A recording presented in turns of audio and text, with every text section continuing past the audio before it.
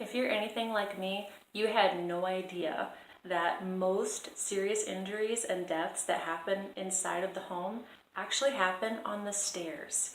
Today I'm going to talk to you about my secret weapon to get those stairs cleared off and clean fast. Coming up next.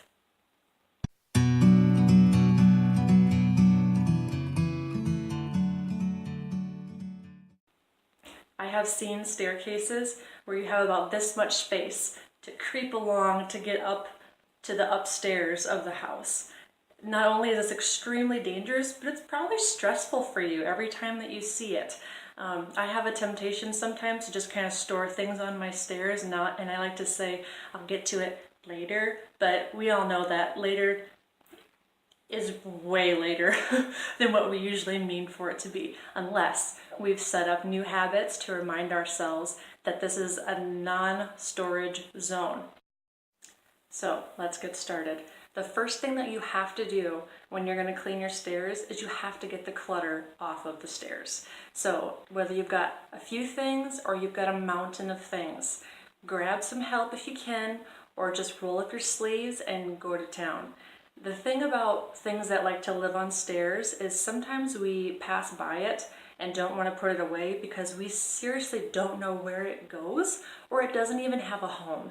So you're going to have to ask yourself a couple of difficult questions. You're going to have to say, do we truly need this?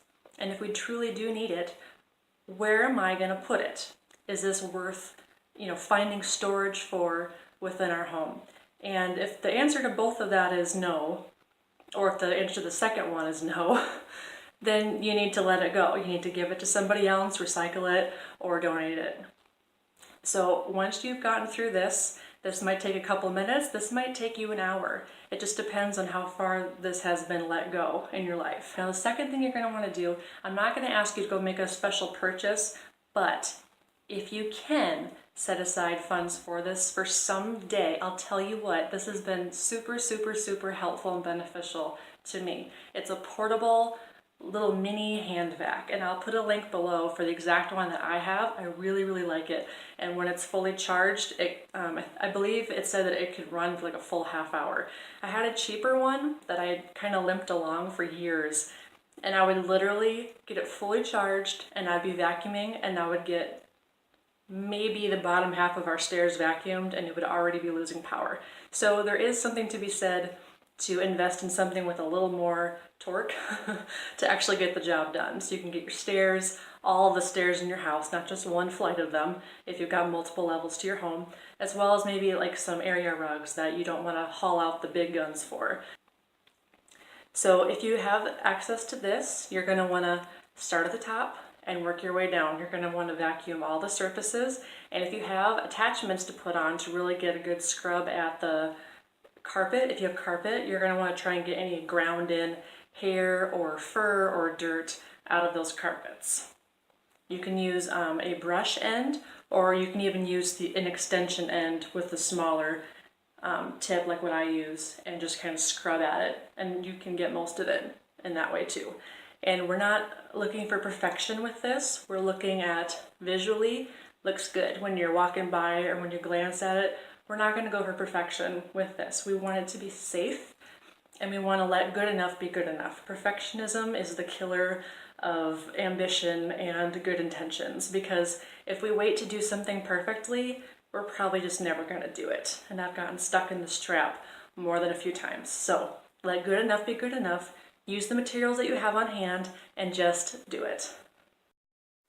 Okay, so now that we've been talking about how important it is to keep our stairs clear and keep them safe for you and for your family, I'm going to backpedal a little bit, and I'm going to tell you one of my secrets when I'm doing a power clean on the main floor of our house.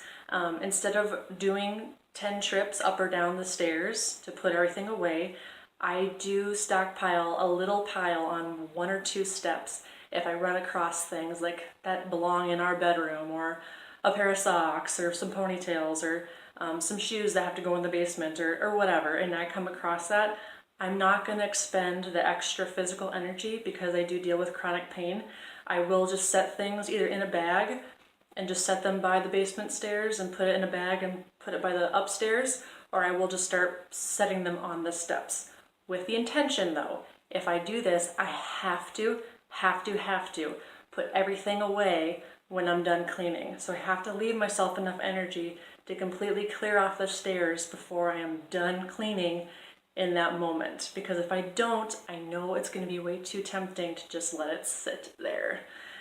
Go ahead, tackle it, get them cleaned off, get those dust bunnies out of there, and enjoy safe, cleaned off stairs. God bless you guys.